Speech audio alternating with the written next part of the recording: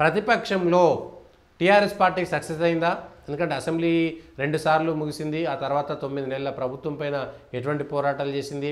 ప్రధాన ప్రతిపక్షంగా ఉంది కాబట్టి 10 ఏళ్ల పాటు అధికారంలో ఉంది కాబట్టి బీఆర్ఎస్ పార్టీ అంత మేరకు కాంగ్రెస్ పైన పోరాటం చేసిందా?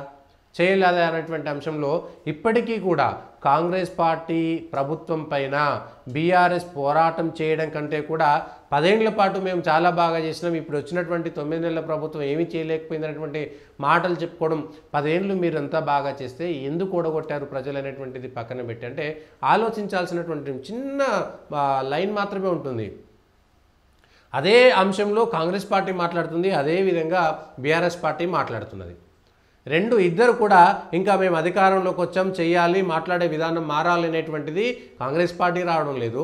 మేము అధికారాన్ని కోల్పోయినాము, ప్రతిపక్షంలో ఉన్నాము, ప్రజల్లోకి వెళ్ళడానికి మీకు ఇంకా ఏ అంశాలు ఉన్నాయి, ఎట్లా వెళ్ళాలనేటువంటి విషయంలో ఇంకా బీఆర్ఎస్ పార్టీ చుట్టూ ఉండేటువంటి కోటరీలో ఇంకా మార్పు రాలేదనేటువంటిదే మనం గమనించింది. అసెంబ్లీ అయిపోయినది కాబట్టి ఈ విశ్లేషణ చేసుకోవాల్సినటువంటి పరిస్థితి. బీఆర్ఎస్ కూడా ఇంకా పూర్తి స్థాయిగా ప్రతిపక్షం మైండ్ సెట్లోకి రాలేదు, ఇంకా అధికారంలో ఉన్నామనేటువంటి దర్పంగా మాట్లాడేటువంటి విధానంలో కూడా, కార్యకర్తలను కలిసేటువంటి విధానంలో కూడా మార్పు రాలేదు. 2 కారణాలు ఎందుకు వచ్చిందంటే కేటీఆర్ మారాలి, కేసీఆర్ మారాలి. ఈ విషయంలో కేసీఆర్ 10 ఏళ్ల పాటు ముఖ్యమంత్రిగా ఉన్నాడు కాబట్టి ఇప్పుడు ఉద్యమ నాయకుడు కాదు, లేకపోతే ఉద్యమంలో లేడు, తెలంగాణ ఉద్యమం లేదు.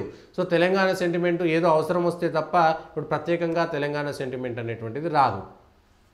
10 ఏళ్ల పాటు అధికారంలో ఉండి మీరేం చేశారనేటువంటి ప్రశ్న వస్తుంది. కాబట్టి ఇప్పటికైనా సరే 20 ఏళ్ల నుంచి మీకోసం పనిచేసినటువంటి వాళ్ళందరినీ కలుస్తున్నామా లేదా, నాయకులను కార్యకర్తలను ఏ విధంగా దగ్గర తీసుకోగలుగుతాం, జిల్లా స్థాయి వాళ్ళని ఎట్లా కలుస్తాం, రాష్ట్ర స్థాయి వాళ్ళని ఎట్లా కలుస్తాం, అవన్నీ ప్రజల్లోకి ఎట్లా వెళ్తాము, ఉద్యమాలు ఎట్లా చేయగలుగుతాము, ప్రజా పోరాటాలు ఏ విధంగా చేస్తాం అనేటువంటి దాంట్లో మాజీ ముఖ్యమంత్రి కేసీఆర్ గారు ఇంకా సిద్ధంగా ఉన్నట్టుగా లేదు.